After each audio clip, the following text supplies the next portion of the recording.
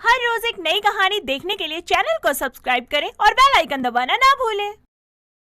कनिका का रंग काला था, साथ ही बचपन से ही उसके बाल लंबे और घने तो थे, लेकिन काले नहीं, बल्कि उसके बाल लाल थे, जिसके चलते उसके आसपास के लोग उसका मजाक बनाया करते।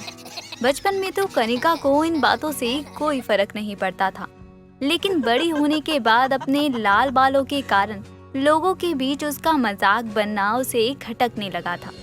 एक रोज बालों में कंघी करते हुए उसके कुछ बाल जमीन पर गिर जाते हैं।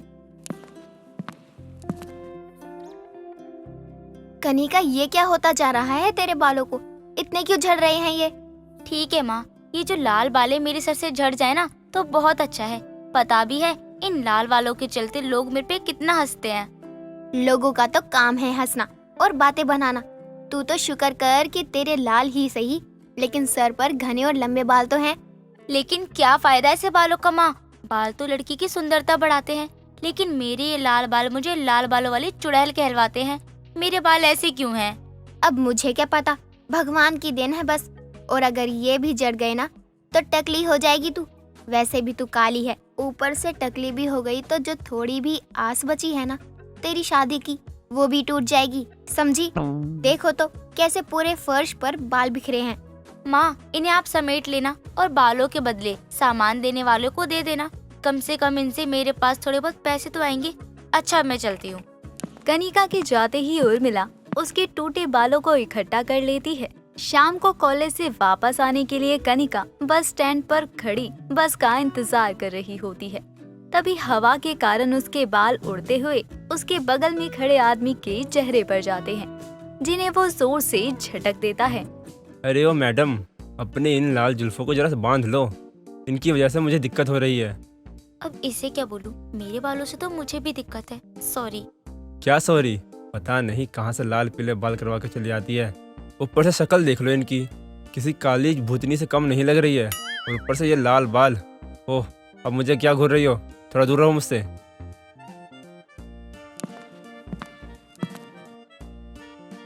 इतनी ही दिक्कत है ना तो इसे धक्का क्यों दे रहे हो? खुद दूर जाके खड़े हो जाओ। पब्लिक प्लेस है भाई, कोई बदतमीजी नहीं चलेगी यहाँ पे।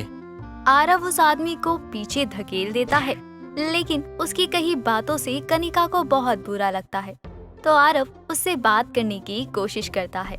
उससे बात करके कनिका को अच्छा महसूस होता है, जिसके बाद से दोनों की ऑनलाइन बातें शुरू हो जाती हैं और दोनों मिलना जुलना शुरू कर देते हैं। अरे कहाँ जा रही है? आज तो संडे है। बाहर घूमने जा रही हूँ माँ, शाम तक वापस आ जाऊंगी। अरे पर सुन तो सही, आजकल बड़ी खुशी रहने लग गई है ये लड़की, और बाहर जाने से कतराती भी नहीं है। कुछ तो बात जरूर है, पता लगाना पड़ेगा। इधर उर्मिला अपनी बेटी में बदलाव देख रही थी, तो वहीं दूसरी तरफ आरव कनिका से अपनी दिल की बात कहता है, जिसे सुनकर वो हैरान रह जाती है। आरव, क्या तुम सच में मुझे इतना पसंद करते हो कि मुझसे शादी भी करना चाहते हो? हाँ कनिका, मैं शादी करूंगा तो सिर्फ तुमसे। लेकिन अगर तुम्हारे घर वाले नहीं माने तो? ऐसा कुछ नहीं होगा, मैं तुमसे वादा करता हूँ। मेरी माँ के लिए ना मेरी खुशी पहले है और बाकी चीज बाद में। तो मुझे यकीन है वो आज नहीं तो कल तुम्हें अपना ही लेंगी। इतना कहकर वो कनिका को अपनी बाहों में भर लेता है। साथ ही दोनों अपने घर वालों को एक दूसरे के बारे में बता देते हैं। जहाँ कनिका की माँ ये बात सुनकर बहुत खुश होती है, वहीं आरव की माँ कनिका की काली शक्ल और लाल बाल को देखकर हैरान थी, लेकिन अपनी बेटी की जिद के चलते वो उन दोनों की शादी करवा देती है। लेकिन शादी के बाद कभी भी कनिका से सीधे मुंह बात तक नहीं करती।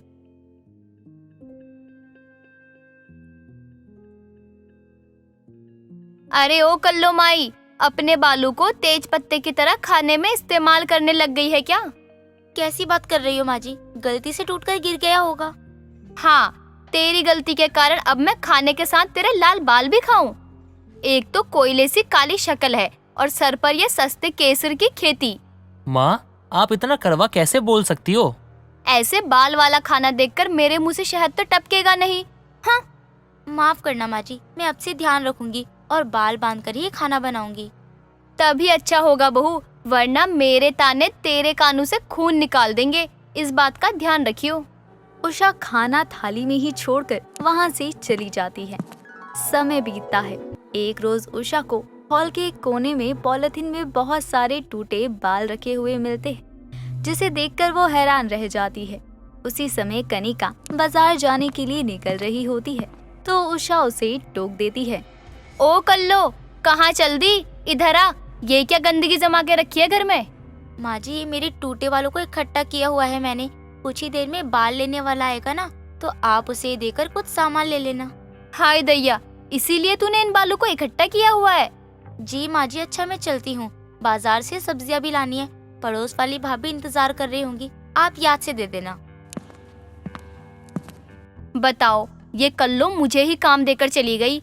कभी कभी तो मुझे समझ ही नहीं आता कि ऐसी नमूनी को ही मेरे घर की बहू बनना था। कुछ ही देर में गली में बाल लेकर सामान देने वाला आता है। उसकी आवाज सुनकर उषा अपनी बहू के बाल लेकर उसे देने जाती है तो वो आदमी लाल बालों को देखकर हैरान रह जाता है। लाल बाल? माताजी, ये तो असली बाल नजर आते हैं। अब असली बाल है तो भला नकली नजर आएंगे भी कैसे?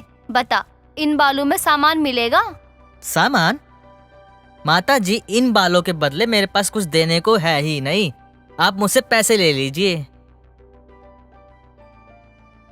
इन लाल बालों के बदले 3000? क्यों, कम है क्या? देखिए माताजी, अभी तो मेरे पास इतने ही हैं।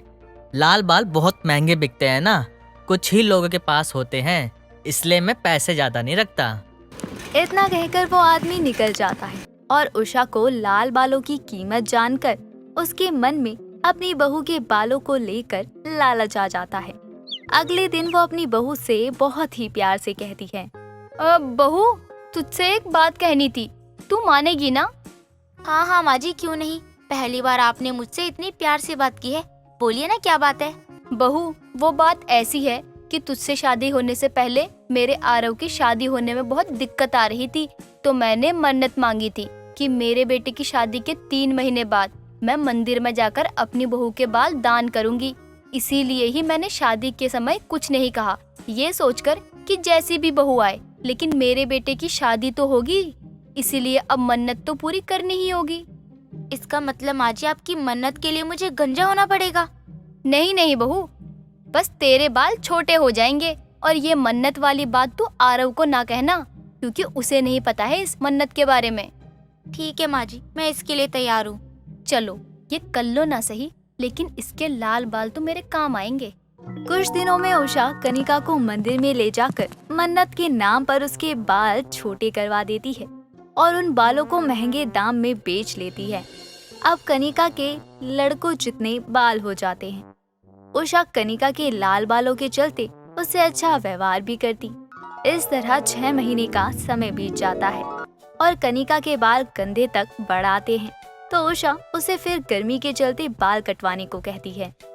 आखिर माँ जी मेरे बालों के पीछे क्यों पड़ी है? कुछ तो बात जरूर है।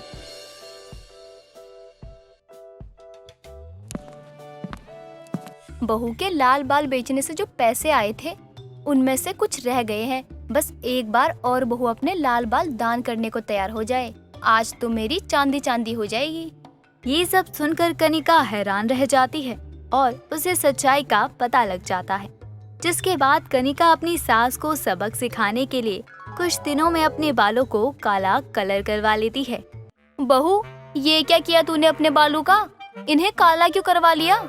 माँ जी, लोगों की बातें और ताने सुनकर मैंने सोचा कि एक बार कलर ही करवा लेती हूँ। हाँ माँ, कनिका का बहुत मन था तो उसने करवा लिया। अरे नासपिटी, तेरे लाल बालों के चलते तो मुझे फायदा हो रहा था। पता भी है कितने महंगे बिकते हैं तेरे बाल। हाय दैया, ये मैं क्या बोल गई?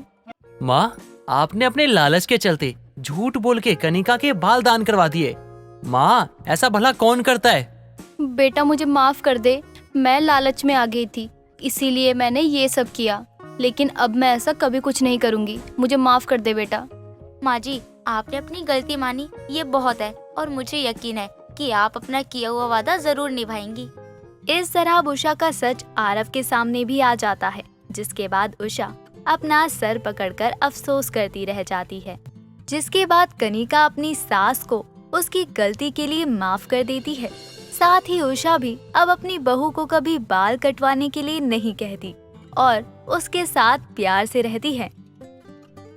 दोस्तों, अगर आपको ये कहानी पसंद आई तो इसे लाइक करें, शेयर करें और कमेंट करके बताएं कि कहानी में आपको सबसे अच्छा क्या लगा।